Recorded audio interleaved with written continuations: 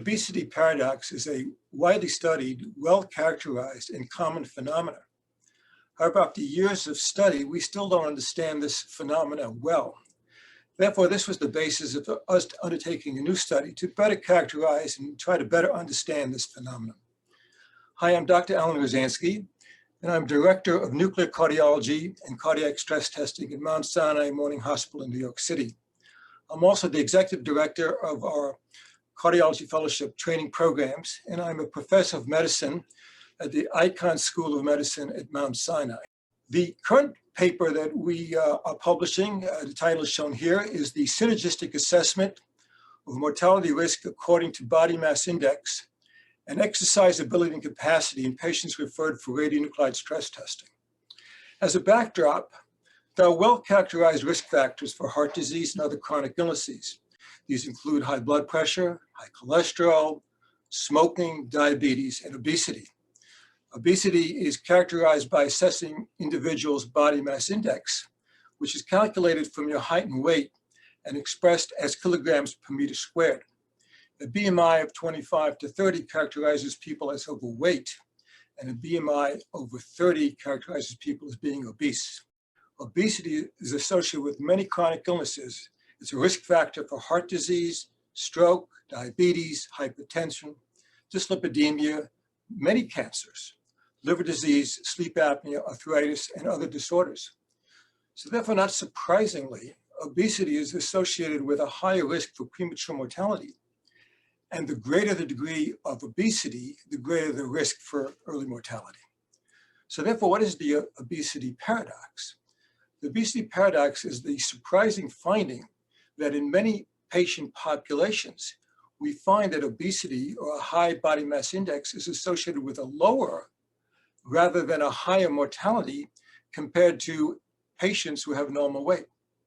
So this is a very surprising finding, but I would emphasize it's not rare.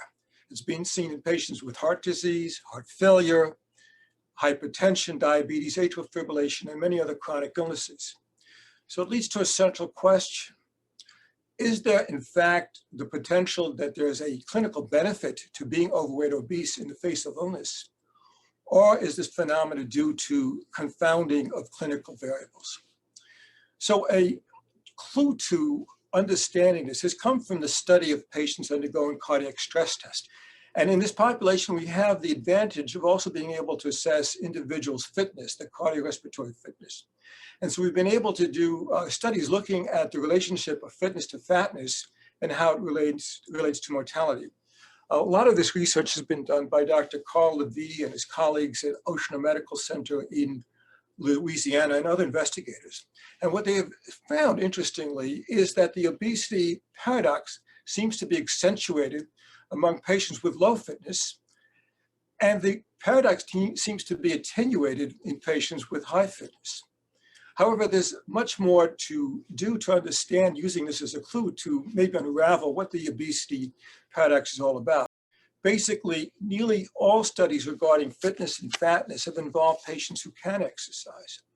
But today, approximately half of the patients who are referred for cardiac stress imaging procedures, such as stress echo or stress nuclear, which are commonly done, involve patients who are not able to exercise at all, and they are evaluated instead using pharmacological means to evaluate and stress the heart. But they've not been included in these studies regarding the obesity paradox. The other problems with the research has been that the categorization of BMI levels in prior studies has generally been too broad.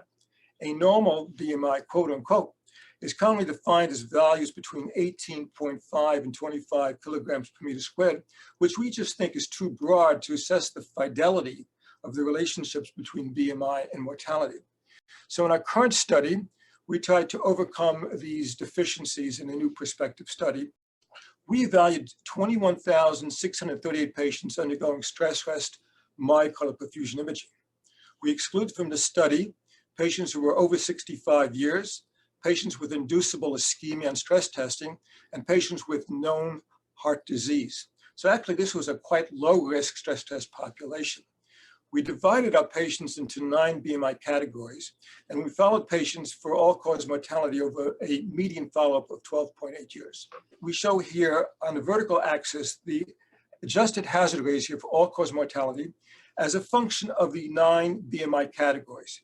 Now for this slide and the subsequent slides, you will see that a BMI of 22.5 to 24.9 kilograms per meter squared was defined as the normal reference range. And so compared to this normal reference range, we see that both lower BMI values and higher BMI values are presented. Note here that among the overweight and the obese patients, there was not an increase in mortality compared to the normal reference range. So actually the obesity paradox is alive and well in our patient population, making it a very suitable population for studying this phenomenon. And here what you see is that with lower BMI values and higher BMI values compared to the normal reference range, there was a linear increase in mortality. And here what you see is the obesity paradox looks apparently present, because compared to the normal reference range, there was no increase in mortality in the overweight and in the obese patients. The full picture, and I think the correct picture of all this, comes together in this fourth slide when we actually look at the exercise and pharmacological patients together. And what we see here profoundly and importantly is that for every BMI category, there was an excess mortality rate of 3 to 4-fold or greater among pharmacological patients compared to the exercise patients. And let me just emphasize that if you look at just the pharmacological patients alone, and I should emphasize the exercise patients are in the blue bars and the pharmacological patients are in the gold bars. If you just look at the pharmacological patients alone, you see here that there was no increase in the event rate, in the mortality rate in the patients with high BMI compared to the normal BMI. But all of those BMI values, normal or high, were at excess rates of mortality compared to the exercise patients. So the next thing we wanted to do in this study was to assess the robustness of our findings. And for this, we performed a series of sensitivity analyses. The most important of these was a propensity analysis, where we compared patients' exercise and pharmacological matched by age, by male-female distribution, and by risk factors. This was important because in general, pharmacological patients tend to be older and have more risk factors than exercise patients. So when we did this matching, we found that the results I just showed you were persistent, the same exact pattern of results in the propensity matched patients. So this puts a bright spotlight on what in fact is driving the increased risk in pharmacological patients. So now I show you this next slide, which I think is a conceptual model we have as to what might be going on to account for this excess risk. Let me hasten to emphasize that the patients referred for pharmacological testing are really heterogeneous. There are many reasons why patients might need to undergo pharmacological testing because they can't exercise at the time of stress testing. However, there are commonalities, and these are represented in this slide. In general, the pharmacological patients are more sedentary, they're more physically deconditioned, they have more musculoskeletal disorders, and they have other comorbidities at higher frequencies. So these particular constellation of factors predict that these patients will be more sedentary in their general life. And so when you have a chronic sedentary lifestyle pattern, that increases your risk for inflammation, insulin resistance, and visceral obesity. And when that persists over time, that actually can lead to decrease in muscle quality and actual muscle wasting. And as you lose muscle, you actually develop more insulin resistance, which increases the risk for diabetes. And then this increases the potential for further immobility and further pathophysiological deterioration.